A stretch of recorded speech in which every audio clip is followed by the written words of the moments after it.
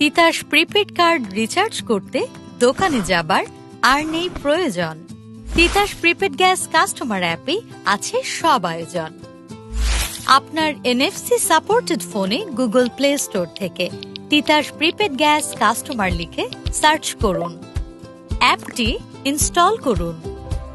এবার অ্যাপটি ওপেন করে রেজিস্ট্রেশন করতে রেজিস্টার অপশনে ট্যাপ করুন।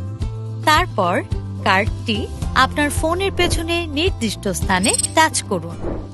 নতুন স্ক্রিনে আপনার সকল তথ্য দিন, যেমন আপনার নাম, আপনার মোবাইল নাম্বার, ইউজার আইডিতে আপনার সচল ইমেল আইডি এবং পাসওয়ার্ড।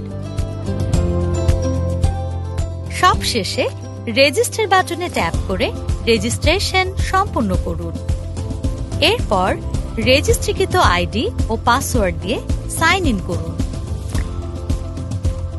এরপর রিচার্জ করতে ড্যাশবোর্ড থেকে রিচার্জ গ্যাস আইকনে ট্যাপ করুন এবং একইভাবে কার্ডটি আবার ফোনের পেছনে নির্দিষ্ট স্থানে টাচ করুন। যদি কোনো বকেয়া হিসাব থেকে থাকে তা দেখতে পাবেন। নেক্সট বাটনে ট্যাপ করে পরের ধাপে আপনার রিচার্জ পরিমাণ সিলেক্ট করুন। তারপর পছন্দের পেমেন্ট মেথড সিলেক্ট করে সে অনুযায়ী বাকি প্রক্রিয়া সম্পন্ন করুন।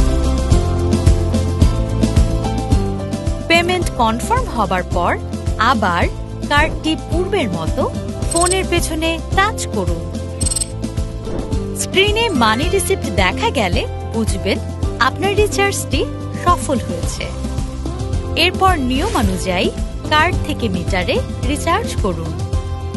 স্মার্ট বাংলাদেশ গড়ার প্রত্যয়ে Titas prepaid gas customer app.